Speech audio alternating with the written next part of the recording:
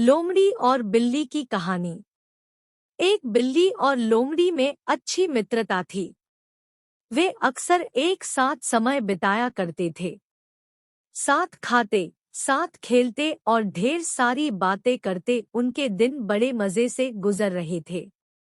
लोमड़ी खुद को बहुत चतुर समझती थी और जब भी चतुराई की बात चलती, वो बिल्ली को नीचा दिखाने का कोई मौका नहीं छोड़ती थी।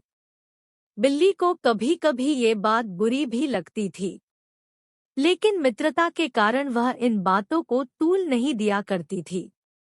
एक दिन दोनों दोपहर के खाने के बाद एक पेड़ की छांव में आराम कर रहे थे।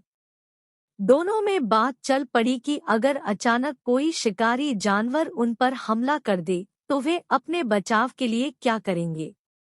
बिल्ली बोली, मुझे तो ऐसी परिस्थिति से बचने का केवल एक ही तरीका आता है।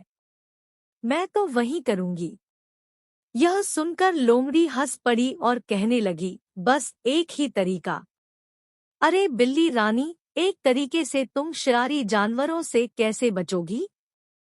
मुझे देखो, मुझे तो उनसे बचने के हजारों तरीके आते हैं। तुम कहो तो तुम्हें भी एक दो तरीके बता दूं। बिल्ली बोली, नहीं, ज्यादा तरीके जानकार मैं क्या करूंगी। जो मुझे आता है वो अब तक कारगर सिद्ध हुआ है। मैं उससे ही अपना बचाव कर लूंगी। हाँ, वैसे भी तुम्हें वे सब तरीके सीखने में कठिनाई होगी। अक्ल जो कम है, कहकर लोमड़ी हंसने लगी। बिल्ली को बात बुरी लगी। वह बोली, जो भी हो, उसी तरीके से मैं अब तक बचते आ रही हूँ। भगवान ने चाहा तो आगे भी बचूंगी। तभी उन्होंने देखा कि एक शिकारी कुत्ता उनकी ओर दौड़ता हुआ आ रहा है।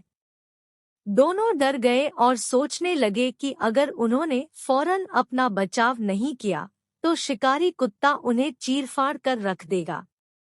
बिल्ली को तो ऐसी परिस्थिति में बचाव का एक ही तरीका आता था और उसने वही तरीका अपनाया।